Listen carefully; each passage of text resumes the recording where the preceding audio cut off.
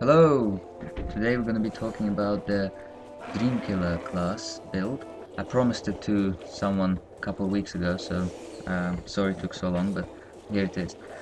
Dreamkiller is a class consisting of Rogue and Dream masteries, and it's mostly good to go sort of melee. It's kind of like one of those classes which plays a bit like a hybrid, but it's not really a true hybrid, so to speak. But yeah, it's a pretty fun class, so I'll go into the skills. Let's begin with the Dream. Although you can start with either mastery, it doesn't really matter that much. But yeah, I'll start with the Dream skills. Okay, so on the left hand side we've got the trances, and really depends on you which trance you want to stick with. Convalescence is generally good for surviving, so that's probably the most advised, but you can go with Wrath if you want to be more offensive, or Empathy if you're sort of aiming for a more of a damage reflection build. Then we have the Lucid Dream tree, which is generally advised for every dream character, so I'm not going to go into details here. Then we have Sands of Sleep at the bottom. It's one of the skills really that you can get if you want to, but it's not really essential, so it's up to you completely. Although you probably will have so much stuff to put points in, you probably won't have enough skill points for this. You might get it early on though, if you wish, but then you spec out of it. Nightmare, with the Dreamkiller, you have choice to have two pets, Nightmare and also Traps in the Rogue Mastery, and it's quite well possible to be a petless Dreamkiller, as my Dreamkiller is actually petless. He doesn't really have either pets, and he's fine without them. But you can go for either pet or for both if you wish. So in Nightmare, I've only put 1 point in the Confusion Gate and maxed out the others. I think Mastermind should be able to synergize well with the traps, because Mastermind makes all pets stronger. Then we got Psionic Touch. That's a left mouse button skill. Once again, you have a choice here, because Rogue has a calculated strike, so you can either go for Psionic Touch or Calculated Strike. It depends on if you mostly going to be dealing piercing damage, then Calculated Strike is what I would advise for you. But if you have a lot of elemental damage on the side, then probably better Psionic Touch then, because Psionic Touch refers to the total damage output, so that works for all damage types. You have a distortion field. It's one of those you usually only have early on, pretty much, and then you spec out of it. And then we have the three offensive skills. We have Phantom Strike, which is highly advisable to pretty much every melee dream class.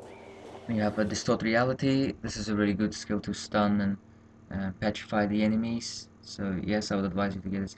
Distortion Wave. This is really skill point hungry tree, and if you have enough skill points, you could go for it. Like if you didn't get either of the pets, you'll have plenty of skill points, so you can go into that. My Dreamkiller is actually using Distortion Wave, but if you're going for pets, you probably won't have enough skill points for it. Alright, and let's go to Rogue Mastery. On the left, we've got Calculated Strike, and I've already explained. This is a choice between either to have this or Psionic Touch and Dream. You don't need to go for both because you only have one left mouse button, so only one of those skills will be your main skill. You have Blade Honing. I would highly advise this, but it also means you'll be mostly restricted to either swords or spears, but I don't see why you wouldn't have that if you're going rogue, so Dreamkiller would mostly be either a sword wielder or a spear wielder. Got Anatomy and Open Wound. Both these are bleeding related skills, probably not a good choice for this class. Lethal Strike. This skill is, as I always say, is amazing, and Dreamkiller is actually quite lucky because Dreamkiller has two really powerful skills called Lethal Strike and also Phantom Strike from Dream, and these two skills are like boss kills pretty much. So this is really awesome. You have two of the awesomest melee skills, so you can raise havoc pretty much. Knives, as usual, as I say, usually about 1 point in a skill and in a synergy to sort of spread the effects of poison and stuff. You'll probably might have some effects from the electric burn from Dream and stuff as well. So yeah, knives are good to spread damage and slow the enemy down. Disarm traps, I won't say it's essential, but you could put a point or two in it if you want to stand better chance against traps. The enemy traps, that is. Then traps as a pet skill. As I mentioned with Nightmare, you don't have to go for it, but if you do, they could be quite helpful. They are quite skill point hungry though. But if you're going for traps, you should definitely max out the entire tree, especially that final skill, the improved firing mechanism, because that makes them a lot stronger. Then we have the poison tree, the envenom weapon.